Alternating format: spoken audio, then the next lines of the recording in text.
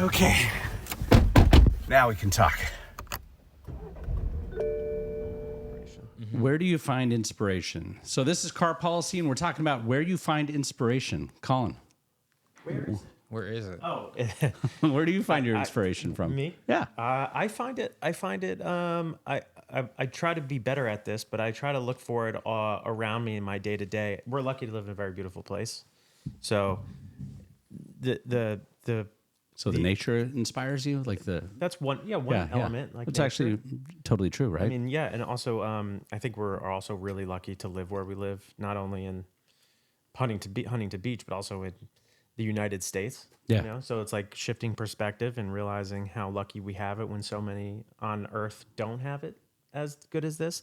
Kind of like getting that reset in your brain all the time can help me be like, oh, we're really so fortunate to be here.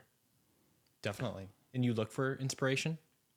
I personally don't look for inspiration. I don't like actively kind of like seek it out per se, or I don't really think about it. Do you look for it in your day-to-day life? Yeah, I mean, no, I don't actively. I mean, I'm not like Googling. Although I have. Although, to be honest, though, you do send a lot of inspiring quotes to us. I do. Well, that's the thing. The Colin algorithm loves quotes. The algorithm reveals who you are. It's true, and I am. No. It's Oh, true. no. It's true. But no, I've been known to. If I'm like, I can't go to. I don't want to go to the gym same time. I will go on YouTube and search motivational speech, motivational video. That sounds right. And Yeah. it It doesn't changes work. your It works for you, right? 100% of the time. That's cool. That's cool. There we go. You should try it. It's like a drug, man. It's like what it must feel like to do whip it or something. I don't know. Yeah. No, inspiration's funny. Yeah. I find when like human interactions are hugely inspiring, like talking today, or yesterday, Sam and I were talking about, the direction of what we're doing with this company. And by just talking through things, I'm an extrovert, so I have to kind of talk things through, and through the process of talking it through, and I'm inspired by the conversation that hits new ideas. And like, if I'm left by myself in a room for weeks on end, I will not get anything done. I will not feel inspired. The only way that I can be inspired is by communicating to other people. Just like a walk to our corner market and getting some food. By the time I come back, I have like 10 new ideas by just talking through things. And what's inspiring you in those moments? Is it just the idea of what the future could be? Like, what is getting you all revved up? Yeah, I tend to, my brain tends to think always in bigger things, like I like doing really, really interesting things that nobody's ever done before. And so my brain is constantly looking for, I don't know, it's just kind of, they just pop in my head of like, today we were just, talking about the National this summer. Yeah. And I just had this idea of, I think it'd be really cool to reach out to our old friend Joe from 3 years ago when we were on that road trip looking for Derek Jeter's rookie card. And I was like, what if we bring him to the National? Instead of us doing a quest at the National and trying to find a card, what if we fly this guy who's salt of the earth, nicest good guy, and let's, pay for his ticket, fly him out, let him go find his favorite card of all time, and let's film that. Let's have everybody see Joe looking for his favorite card of all time, which is the 1968 Nolan Ryan rookie card. His favorite card, right? His favorite card of all time that he doesn't have, and he's not in a financial position to go pick that card up. But we just sold a bunch of hobby cases, and I would like to use some of the proceeds of that to go buy Joe his all-time favorite card. That's really, really special. He's going to love it. And so those kind of ideas pop in my head, and I'm like, why can't we go do these things? Yeah, yeah. And like going back to what you were talking about, like about you're inspired to do things that no one's ever done before in different creative ways, have there been individuals in the past history that you've looked up to that have done similar things that make you want to do Great question. things like that? Yeah. I mean the people that have inspired me, the obvious names that just come to mind are like Walt Disney, the original Walt Disney, not the company as it currently is, but Walt Disney back in, 1920s, 1930s, and how like I was inspired by how he bet the farm on Snow White, the original Snow White, and about how he leveraged everything he could, and he was making these cartoons that nobody had ever even thought of before, moving pictures, and he had wanted to build this like Disneyland. He called it like Disney Town, and it was just going to be right there in Burbank next to his offices. And he took every scrap of money he could and risked everything to go and make a full feature-length movie about this princess named Snow White, and 37, and he goes and makes this film. Everyone laughed at him. Everyone told him it was a really bad idea, that nobody wants to see a feature-length, full-blown cartoon movie. Snow White? Snow White. Really? Yeah, nobody. Didn't know that. Yeah, nobody had ever done that before, and he was mocked mercilessly for it. He was like, "No, I'm gonna like people like watching these little shorts, these little funny short animated show, little moving picture things." But he was like, "I'm going to turn this into an entire movie," and everyone told him it was stupid. He completely leveraged every dollar he could. He went into massive debt. These are just old memories of like I worked at Disney like 15, 16 years ago, so this is just like an old memory coming back. But he went and made that movie, and The first of its kind. first of its kind. Wow. Nobody had ever made a feature animated film. I didn't know that. That's Pretty cool, right? actually pretty fascinating. And so he had this little plan for this Disney town in Burbank on the hill where I think the Forest Lawn Cemetery is, kind of right there. And he was planning it out, and he had this whole idea of having like characters walking around, and it would be like this little village, and similar to if anybody's ever been to the Enchanted Forest in Oregon, kind of like that kind of park, and so he was just so in over his head, but he had this dream that he could do this and then make his little Disney town, and it'd be fun, and he'd make money from that.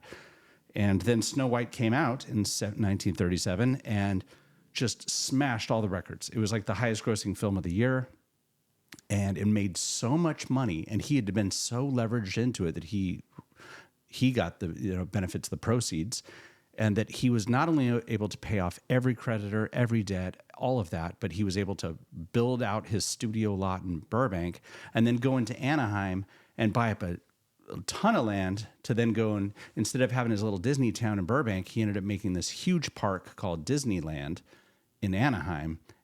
And here it is, 60, 80, whatever years later, and people are still going to Disneyland, the same park that he built from the proceeds of Snow White. Wow. So Snow White and the Seven Dwarfs in 1937 ended up paying for Disneyland as it is now. And it's, mostly on pretty much a big, 60% of the park is exactly the same as it was back in. Yeah. So do you think with the it was new released. So do you think with the new movie they're going to be able to afford to build another park, or I what do you think? I don't have a lot of faith in Disney's current film projects, but Sorry, I had to ask the question. I'm a fan of Walt Disney, not the current Bob Iger Disney. Fair enough. But this Snow White, it was so successful that even the headquarters now, where all the CEO and all the executives go to work, the building has these seven dwarves around the top of the building that are kind of holding up the building, and is supposed to be representative Founding of how fathers. The seven dwarves and Snow White actually are what made the company solvent and possible. That's really cool. Disney would have totally gone bankrupt if that movie had even remotely flopped. But anyways, so Walt Disney has always been very inspiring because it was a time where he did something entirely different nobody had ever done. It went against all odds. The other person that comes to mind is Steve Jobs. He got fired from his own company, went and built a couple other things, and then got hired back and ended up taking Apple from this kind of company that was a joke in the late 90s and completely flipped things around, brought on Johnny Ive, made the iMac and made the iPod. And it went from being this just ridiculous company that was a niche that nobody liked to now, the behemoth that it is now. $2 trillion company. Mm-hmm. And so I find him inspiring. And then the third person that comes to mind immediately is Phil Knight at Nike. Phil Knight. Shoe Dog? Yeah, Shoe Dog, man. I got a lot of love for that guy. The one word that comes to mind when I think of him is relentless. absolutely relentless. Have you guys read that book, Shoe Dog? Yes, such a good book. You read the book? Yes. Great recommendation. At your Thank you. recommendation. Thank you. Yes, that's very, very good. Yeah, Phil Knight. I mean, his story is kind of, there's a lot of luck involved in that, where he had Bill Bowerman and Steve Prefontaine. It was like the right time, right place. Bill Bowerman had just kind of invented jogging, wrote a book on jogging. And at the same time, Steve Prefontaine is this like superstar athlete in Oregon. And Bill Bowerman's the coach for the team, and Phil Knight's on the team, and they're all meeting. And so it was just like this perfect storm. timing, perfect storm. But Phil Knight was the person, of course, that went and took all these ideas and the original shoes, the waffle kind of shoes that Bill Bowerman was making. And With the literal waffle maker. with a literal That's why- where it comes waffle from. maker. Yeah, true. And went and took that and turned it into a company. And so when I read the book Shoe Dog, it was really impactful to me because it really reminded me of my own challenges in building a television production company with China. He was doing products with Japan and overcoming all this adversity and being taken advantage of by people and by running out of money. Pretty much everything that we've gone through Sure. with our companies in the last 12 years, Yeah. he had gone through. And so I find that a very inspiring story. And so I've always found Phil Knight to be very inspiring. But I got a really lucky thing. I haven't told this story very much, but like back in, so it's interesting. Like Disney, I was telling the Disney story, and the Apple is Steve Jobs. So I got to work at Disney, and then later I got to work at Nike. There were only 3 companies I was ever interested in working at for corporations, and it was Disney, Nike, and Apple. So I've worked at 2 of the 3. And so I was working at Nike in 2014 and 15. And it was after the big disaster of the embezzlement and everything else. And so I'm working at Nike, and I love the Nike World Campus, the headquarters of Nike. It's a beautiful place. It's from my one of my 2 hometowns, Beaverton, Oregon.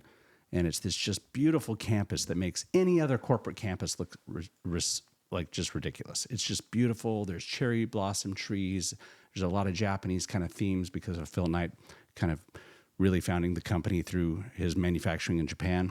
And it's on this lake, and I just like the architecture, and it's all these, sport motifs and some of my favorite athletes. Like I worked in the Mike Schmidt building, and right next to that was the Nolan Ryan building, and I'd see baseball cards in the offices. It was just a really cool place for me to work for that time that I was there.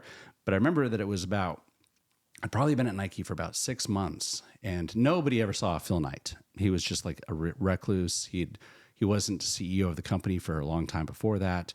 I think he was like chairman, but nobody ever saw Phil Knight. He was also in his 80s, I think, at that point. And so I remember one night I'd given my car to my girlfriend to go, and she was running some errands, and she said she was going to pick me up later. She was late, and so I'm sitting there on the Nike campus, and there's this museum that I would periodically go to, and in the Nike museum on the campus, there would be all the original like waffle shoes and the original Nikes and the kind of prototypes of like the Air Maxes that I love, and all these kinds of shoes, and there's a section of the museum that shows like the Steve Prefontaine early races and his Olympics races. And so I go into the museum waiting for my girlfriend to pick me up, and I'm watching the Steve Prefontaine video playing of, I think it was like the Munich Olympics. No, it was the previous, one of the Olympics. And I'm standing there watching this incredible race of Steve Prefontaine, and this guy comes up behind me and he goes, "Wow, that was such a great race, wasn't it?" And I turn around, and there's standing right behind me. I'm totally alone in the museum, but Phil Knight walks in right behind me. And I just, obviously this is one of the heroes. This is one of the life heroes. And he's standing right behind me at his headquarters in his own museum. And I remember I kind of pointed against the wall on the other side because there's this whole kind of section on Phil Knight and Bill Bowerman. And I said, "Well, what do you think of that guy over there?" And just being facetious. And he goes, "Yeah, that guy, not worth the time. He's not he's not worth looking into." And so I turned over, and a lot of people that grew up in Beaverton, Oregon, because the campus was only about a 10-minute drive from where my childhood home was. And when I grew up there in like the late 80s, they were just building the Nike campus. And so everybody locally called him Uncle Phil. And so I was like, "I got to ask you, Uncle Phil, how often do you come into your own museum?"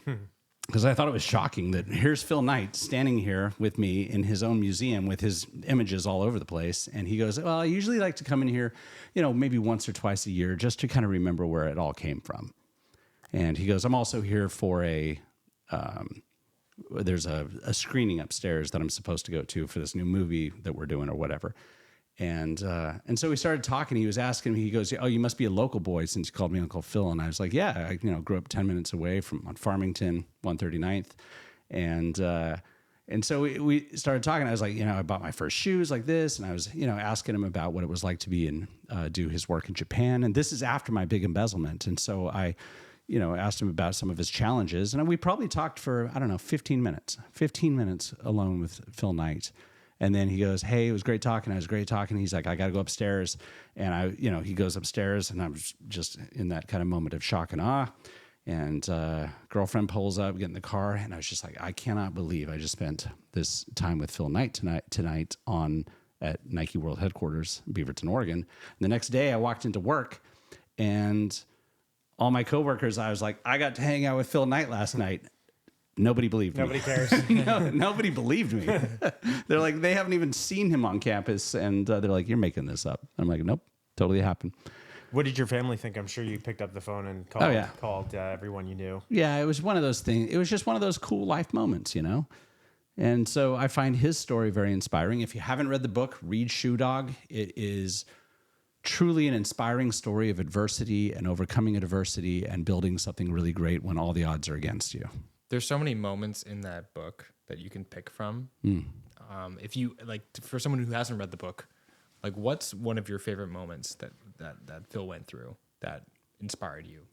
I think it was probably he ran out of cash. A lot of his people turned against him. Yeah, he couldn't pay people. Shipments were behind, and him really realizing that he had to take some massive risks. Sure.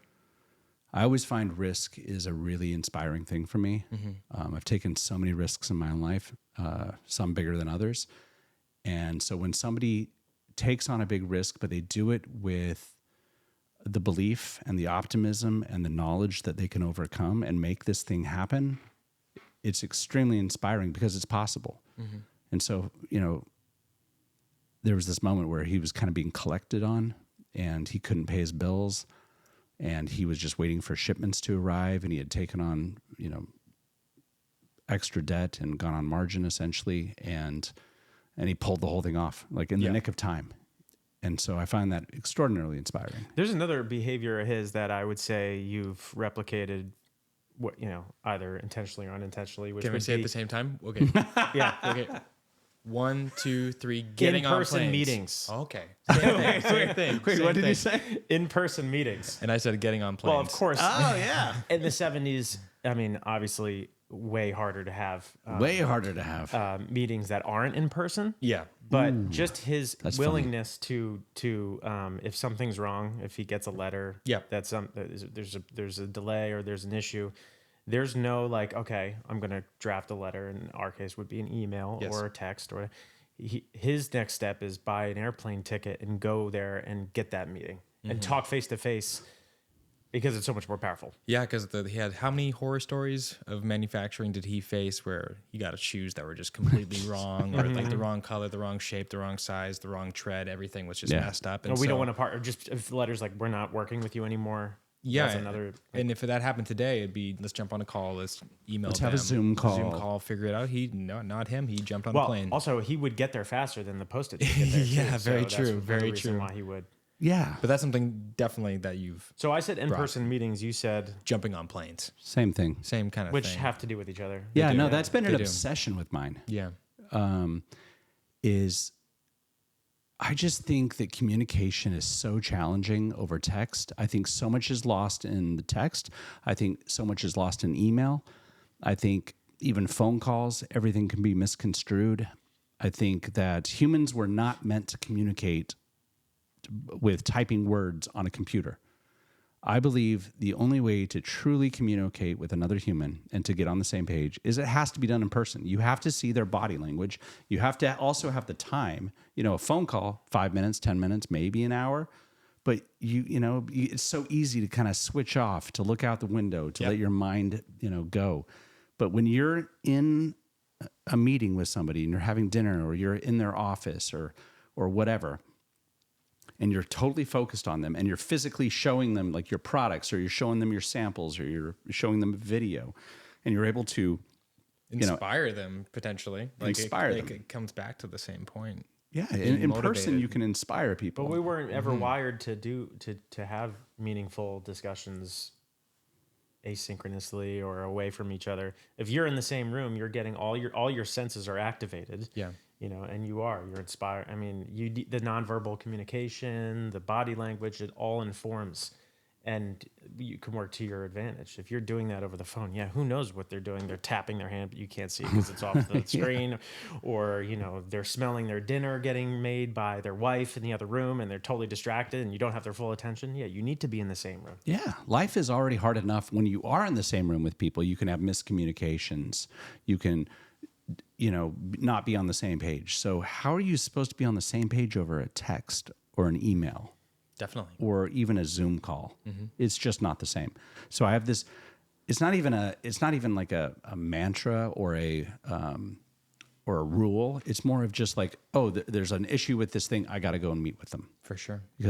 And it's not even like I don't go through the thought exercise. It's just, there's a problem with this. Let's fly to New York and go solve it. We did that in South Jersey recently. Yeah, we did. With a company that, I don't know if I want to say it just yet, but we did something very similar where we literally did what he did, but not in Taiwan or Japan, but in South Jersey. But it was still getting on a plane. And we didn't even have an appointment. No. We just showed up. We Knocked showed on the up, door. walked on the door, and it resulted in the way that we wanted it to. And I it's always intended it to. And it's very exciting what has come out of that and what's going to happen with that that we'll share at a later date. But, and this has happened on several occasions. There's probably my favorite story of this is going back 12 years ago, 10 years ago, with Brand USA. And I had met the chief marketing officer of Brand USA. On a train. Well, see, this is where the story comes in. Well, what is Brand USA? Because Brand USA is the marketing Absolutely arm of the nobody United knows. States government. It's under the Department of Commerce. Their whole goal is to increase the tourism coming into the United States. does it still exist? I hope not. It's I an don't awful think it- organization. And you wanted them to help sponsor your show. Yeah, I wanted them to sponsor the show. We're highlighting tourism into the United States. So I think that they'd be a great company or a great organization to sponsor us. I didn't know at the time that it's a kind of a swan song organization where people take advantage and buy a lot of trips for themselves and go to a lot of symposiums and spend oodles of cash on things. I think it's an organization that should not exist. I think it's a bad organization. But at the time, it was just founded. It was promising. yeah. It was promising because it was called the Corporation for Travel Promotion in 2011. They rebranded themselves in 2012 into Brand USA. They had a $100 million endowment. It was a public-private partnership where their whole sole job was to increase tourism through different initiatives. And we brought them the Golden Goose Initiative of the largest tourism market in the world at the time. And so I met the chief marketing officer of that new group at a conference, their kind of kickoff conference in Los Angeles.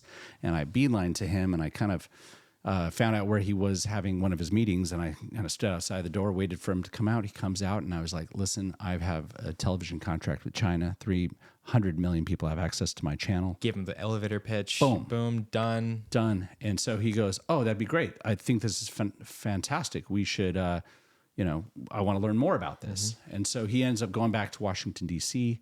And he also, I think he was going to New York all the time. But I remember I finally got him on a phone call. It was hard to finally track him down. And his name was Chris Perkins. And What's up, Chris? what's up, Chris? And so he goes, we're talking, and I was like, I'd really like to come in and meet you. And he's like, well, I'm not actually in Washington, D.C. I'm in New York City. And you're like, funny. And I was like, and I'm sitting there in my room in downtown Los Angeles at the time. And he's like, yeah, I'm in New York City. And, I'm going to head down to Washington, D.C. in the next few days. And my brain at the moment was like, I need to be with this guy in person to be able to truly sell him. And there's like a 2-3 hour train ride from New York down to D.C. And so I said, that's so funny, Chris. I'm actually going to be in New York as well. And I'm going to be on that same train. You're going to be at that train? I was like, what day again are you going to be there? Oh, he's at Friday. Friday at I'm taking the 10 a.m. whatever it's called, the Acela. What a train or coincidence. whatever. Sure. And I was like, that's so weird. I'm going to be there as well. So you flew to New York. So I immediately booked a ticket, Wow. flew to New York with my chief operating officer. The two of us flew into New York, spent the night. The next morning, he and I go to the train station and we meet up with Chris and we get on the train and we're like, that's so cool you're here. So incredible you're here. And boom, we had him as a captive audience for 3 hours or whatever it was. And in that moment, sitting across from him, I laid out the whole plan. This is what we're going to do for you guys. This is what we would like you guys to do to support us to be able to execute on this plan. And by the time we were finished the train and we got off in Washington, D.C., he had agreed to the terms of the contract. So we'd agreed upon a $4 million deal for making television content for China. Crazy. All because we flew into New York, rode the train down with him, got off. And it was so funny because we had flown into New York just to do this train ride, got to DC, and then we immediately flew back to Los Angeles. I think, yeah. It's funny what just happened. You just clearly laid out the reason why I've always said you got to have a dang podcast. This is why I've said, like I would always think about. I've always said you have all these stories that are just so crazy that no one would believe them if they didn't know any better. But this is exactly why. This is it. Like these anecdotes are insane. Yeah, I think Phil would And be people proud. need to know these stories. This is crazy. I've always heard this, and it always stuck in my mind. Like, man, could I do that? If I could, like, that would take a lot to do that. And I don't know. Takes a it's lot of guts. inspiring. Yeah, For sure. It takes a lot of guts. It does. It does.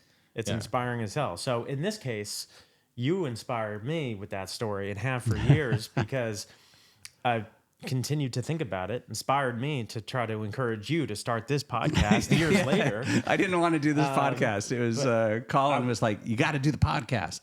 Yeah, and I would point to maybe not this particular anecdote, but I mean it was in that vein. No, you guys have both very inspired me. I'm doing the podcast because of Colin, and I did the TikTok, Instagram stuff because of Sam. I remember getting up in the morning one day, 3.5 years ago, and just hadn't even taken a shower or whatever. And Sam's like, I'm going to film you talking about one of your favorite baseball cards. Let's just do it right now. I'm going to just film you talking about it.